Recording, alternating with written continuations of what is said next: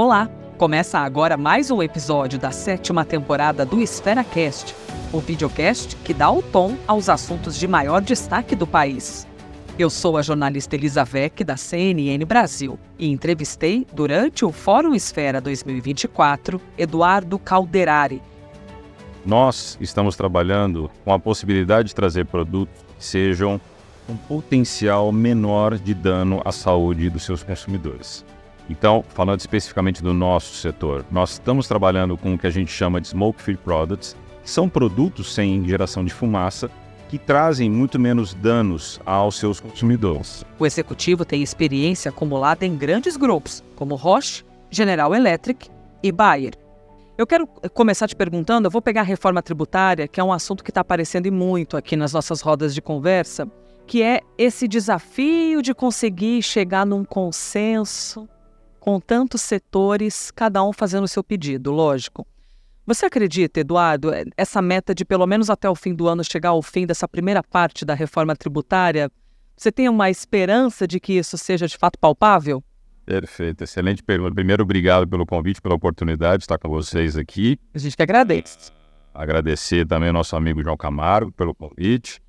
E eu acho que você usou a palavra que talvez seja a melhor para definir esse assunto. Esperança. Temos esperança, essa nunca morre. Eu acredito que o grande problema é justamente você conciliar todos os interesses de todos os setores. Porque cada setor vai estar defendendo o seu pedaço, o seu quadrado e a sua intenção. A gente tem uma carga tributária no Brasil que ela é abissal e vários setores estão tentando trabalhar uma maneira de você flexibilizar, mas principalmente tentar duas palavras específicas, previsibilidade e você ter também estabilidade. Porque essas são duas vertentes que a gente não acompanha com muita constância no nosso país, infelizmente. E para o grupo empresarial é extremamente importante que você tenha previsibilidade e tenha uma estabilidade, um equilíbrio ao longo do tempo para que você possa se programar. A gente não pode ficar exposto a surpresas, mudanças repentinas ou a surpresas, que é o pior dos cenários para o mundo empresarial. Dentro do nosso segmento específico, a gente já tem produtos altamente impactados pela carga tributária do país. E a gente já vem trabalhando com essa carga tributária. O que a gente vem tentando entender é como é que a gente pode trazer equilíbrio e previsibilidade justamente para que você possa trazer mais investimentos, para que você possa continuar a manter uma cadeia produtiva que seja eficiente e que, ao mesmo tempo, mantenha e gere novos empregos. Nós queremos colaborar com o crescimento do país, nós queremos colaborar com a geração de novos empregos e também colaborar com o governo com uma forma de arrecadação que também traga para ele previsibilidade e estabilidade. Todo mundo precisa disso. Sem essas duas questões, fica extremamente difícil você administrar. Trazendo aqui mais um aspecto, eu quero depois trazer um pouquinho sobre cadeia produtiva e de que maneira pensar de um jeito inteligente, né, o cenário da cadeia produtiva atualmente no Brasil. Mas antes falar sobre um nome que bem pop, que é o tal do imposto do pecado. Quero trazer isso aqui para a conversa para poder compreender contigo, Eduardo, porque ele foi criado pela reforma tributária e aí pretende incidir sobre esses produtos que são danosos à saúde e também ao meio ambiente, para ver se impacta no consumo, para ver se diminui. De maneira geral, qual é a sua opinião? Então, eu entendo que é o seguinte, nós estamos trabalhando com a possibilidade de trazer produtos que sejam um potencial menor de dano à saúde dos seus consumidores. Então, falando especificamente do nosso setor, nós estamos trabalhando com o que a gente chama de smoke-free products, que são produtos sem geração de fumaça, que trazem muito menos danos aos seus consumidores. Por exemplo? Nós temos um produto que já está lançado em mais de 80 países, que tem uma marca comercial chamada Aicos, que é o de tabaco aquecido.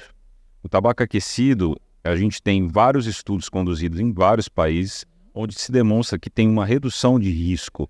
Ele é um produto extremamente inovador, que é fruto de tabaco, mas que traz muito menos danos ao seu consumidor.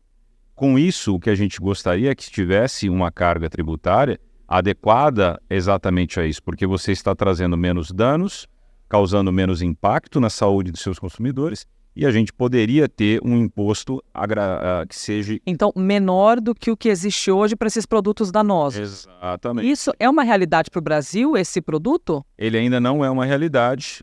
Houve recentemente uma avaliação da agência regulatória banindo esse tipo de produto, mas o que a gente vem trabalhando é uma questão de conscientização, porque se colocou vários tipos de produtos, como vapes, como cigarros eletrônicos e o tabaco aquecido, no mesmo cesto, avaliando da mesma forma. E a gente entende que são produtos diferentes. Então, e o que é diferente entre o tabaco aquecido, por exemplo, e o vape, que a gente vê tanto... que a Anvisa não, né? São tecnologias totalmente diferentes. Apesar da Anvisa não ter liberado, ele está por aí, né, circulando. É o que a gente vem conversando. O banimento, ele é uma forma de regulamentação que, ao nosso ver, não é tão efetiva. Porque, exatamente como você falou, a gente vem vendo operações da Polícia Federal, mas o produto continua sendo disponibilizado. Tranquilamente circulando, sim. Então, o que a gente espera? Que possa ter uma discussão mais aprofundada, onde a gente possa rever essa questão regulatória e que a gente possa disponibilizar para o consumidor um produto que cause menos danos. A gente tem que lembrar também que esse é um direito do consumidor. Existem pessoas que não querem parar com o tabagismo. E a gente vem tentando trabalhar com essas tecnologias justamente para incentivar que essas pessoas, ao longo do tempo, parem de utilizar. Você tem vários países que estão utilizando esse tipo de tecnologia justamente para que a pessoa migre do cigarro convencional à combustão para essas tecnologias, como o tabaco aquecido, e depois ela para de fumar. Então, é um ciclo que a gente entende que ele é virtuoso e que ele pode trazer benefícios. Agora, a gente também precisa ter uma adequação de carga tributária porque tem todo um investimento por trás desse tipo de uma tecnologia em cima disso. Então, só para ver se eu entendi corretamente, ou seja, seria mais um investimento numa maneira desse consumidor consumir um outro tipo de produto, a exemplo do tabaco aquecido, que isso seria mais eficaz do que você só ficar aumentando a tributação em cima do cigarro habitual? Exatamente. Porque o que acontece com você aumentando a carga tributária do cigarro convencional? Você está favorecendo uma coisa que se chama contrabando. Acho que vale fazer um rápido resumo disso. No passado, os cigarros advindos do contrabando chegaram a deter quase 70% do mercado brasileiro. Produtos que não se sabe a origem, que não tem qualidade nenhuma. E hoje é a metade, mais de 50% ou por volta de 50%. Hoje reduziu bastante, porque justamente as empresas fizeram o quê? Elas adaptaram o preço, reduziram o preço dos seus produtos aqui, criaram produtos com um custo menor para tentar fazer uma briga que fosse mais justa de preço. Porém, é um setor que é muito sensível a preço. E se você aumenta demasiadamente a carga tributária, você está sacrificando exatamente quem está fazendo investimento, quem está gerando emprego, quem está fazendo com que a economia circule no país. E está deixando o produto contrabandeado simplesmente dominar o mercado. Nós conseguimos reduzir de 70 para 35 com estratégias comerciais. Para 35, ou seja, menor ainda, tá? 35% hoje, a quantidade hoje no Brasil. De 35 a 38% é o que se estima, né? Porque não tem como você mensurar a fundo isso. Mas se você aumenta a carga tributária, você vai diferenciar o preço do nosso produto, que já tem uma forma de adequação para a competição com o produto contrabandeado, e o produto contrabandeado acaba ganhando novamente a briga. Porque, como eu falei, como é um segmento que é muito sensível à diferença de preço, se você tem um produto que está R$1, R$2, R$3 mais barato, o consumidor acaba optando por esse produto mais barato. E a gente está falando de um consumidor que muitas vezes R$1 faz diferença, né? Porque a gente sabe a quantidade do... Aliás, existe diferença do consumo do cigarro quando a gente fala sobre classe social? Por exemplo, consome-se mais dependendo da classe social? Existe esse tipo de levantamento ou não? Nós não temos esse tipo de levantamento. Ou seja, essas análises vão mais das impressões que a gente tem a respeito do consumo. Você tem mercados, né? Por exemplo, o mercado paulista, ele é um mercado que é um pouco mais elitizado, em que você tem consumo de marcas que pagam um pouco mais caro. Exato, que tem um preço agregado maior, porque tem a marca por trás. Mas não existe um levantamento efetivo de como você mensura essa questão de custo versus a oportunidade de mercado. Deixa eu aproveitar aqui a conversa contigo, Eduardo, e trazer a questão da cadeia produtiva aqui para a nossa conversa. De que maneira, observando de um jeito macro, ainda mais você tendo essa experiência representando um setor que produz muito, né, que é uma potência muito grande para o Brasil, de que maneira, observando macro, a gente conseguiria melhorar a cadeia produtiva no Brasil? Por exemplo, A reforma tributária, ela pode causar uma melhora? Você vê com uma esperança de que, de fato, na prática, isso melhore? Ela pode, porque mesmo assim, você citou a questão do imposto do pecado. Nós não somos contra. A gente entende que existe uma parcela de contribuição desse setor para esse tipo de produto. E ok, mas de novo, volta a falar da questão da previsibilidade e da estabilidade. Isso tudo tem que estar muito bem delineado e alinhado com o setor para você evitar surpresas. Ou seja, que a teoria e a prática estejam ali num bom casamento. Para a gente não cair exatamente nesse risco que eu te falei dos produtos contrabandeados. Aham. O segundo ponto que você traz e é extremamente importante a gente também destacar é a questão da cadeia produtiva.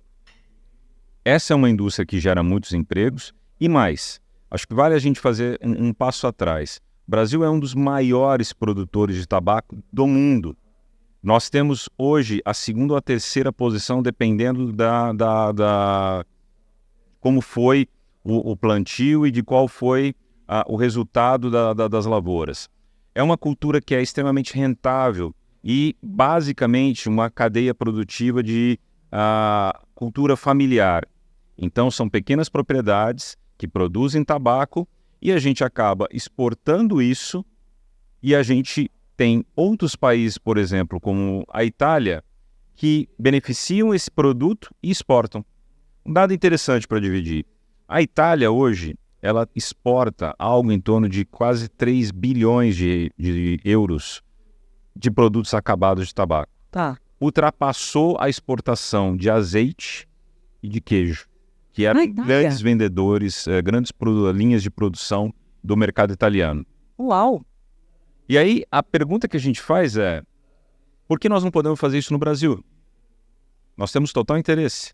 Nós podemos trazer para o Brasil uma fábrica, nós podemos trazer investimento, nós podemos gerar empregos, nós podemos gerar maior arrecadação. Então, a cadeia produtiva ela é extremamente positiva e vai gerar muito valor para o mercado brasileiro, além da exposição. Então, é uma cadeia que é extremamente relevante. A cultura do tabaco dentro do mundo agrícola é também relevante, porque, como eu te falei, é um segundo ou terceiro maior mercado exportador. Muitas famílias que vivem disso. Muitas famílias dependem disso. São pequenos produtores, cerca de 70%, 68%, é o último número que eu tenho, são propriedades 0,3 a 1 hectare, então são pequenas propriedades, mas que geram um alto valor agregado. Então, de novo, nós podemos contribuir muito mais do que hoje estamos contribuindo. Por fim, eu tenho aqui um ping-pong, 3 perguntas, Eduardo, para fazer. E aí eu sugiro ali 30, 40 segundos para a gente fazer numa pegada de ping-pong aqui. Essas perguntas que eu estou fazendo para todos os entrevistados. Perfeito. Qual seria a reforma estruturante que deve ser feita no Brasil se o governo quiser reduzir, por exemplo, a dívida do nosso país? Que tipo de reforma? Tirando a tributária, que reforma, Eduardo? Acho que uma das principais, além da tributária, é a administrativa e, principalmente, uma revisão generalizada em cima das renúncias fiscais que já existem. Sem isso, só a reforma tributária não vai gerar os resultados que se esperam para a economia. Próxima pergunta. Qual seria uma alíquota média aceitável para o brasileiro e para a brasileira pagar na reforma tributária? E eu estou trazendo aqui que a média do IVA entre os países da OCDE, por exemplo, é de 19,2%. E hoje a nossa carga tributária bruta no Brasil é 33,56%. Qual seria a média? É interessante que você traz a média 33%. Por exemplo, no meu segmento ela ultrapassa 70%. Para você ver como que existe diferenças entre setores e como que isso afeta e dificulta a questão da reforma tributária. Eu diria para você que essa é uma pergunta extremamente delicada, mas o patamar de 26 que tinha sido colocado lá atrás, ele já é um patamar extremamente elevado. Qualquer coisa acima disso vai gerar um impacto muito, eu diria, ruim para a economia como um todo. Porque nós não estamos falando só desses tributos, né? A gente tem outros tributos que não estão incluídos dentro da reforma. Então, eu arriscaria dizer que dentro desse patamar já está no máximo que a gente poderia aceitar. Por fim, os nossos números, a gente tem os dados recentes que mostram que o PIB do Brasil cresceu no primeiro trimestre de 24. E a taxa de desemprego, um dado mais recente, pelo menos mais recente deste mês que nós estamos, né, junho de 2024, na internet os vídeos vão rodando, a gente já perde a referência da data. Agora, junho de 2024. Um dado mais recente indica que o desemprego atingiu o menor índice. Mostra que o desemprego atingiu o menor índice em 10 anos. Mas as percepções econômicas dos brasileiros e das brasileiras, por vezes, não são convergentes com esses números. Por quê, Eduardo? Isso é um bom ponto, porque a questão do desemprego no Brasil, ela também acaba sendo relativa, né? O que eu quero dizer com isso? Você tem muito emprego informal, que não é mensurado, e a gente não consegue mensurar isso, e você vê cada vez mais microempreendedores individuais iniciando atividades, só que nem sempre registrando. Então você acaba não tendo uma real difusão do que efetivamente está sendo gerado de emprego em carteira assinada. Então, acho que a gente precisa tomar cuidado com os números que a gente vê, porque nem sempre eles refletem a realidade do mercado como um todo. E também, um segundo ponto, a gente precisa tomar cuidado com o que tem de emprego de base versus empregos onde você tem uma qualificação maior necessária. Então, existe uma diferença entre o nível de desemprego entre essas duas faixas, que também a gente tem que tomar muito cuidado e analisar com mais profundidade, porque o impacto na economia acaba sendo totalmente diferente. Muito bem, Eduardo, obrigada pela gentileza aqui da entrevista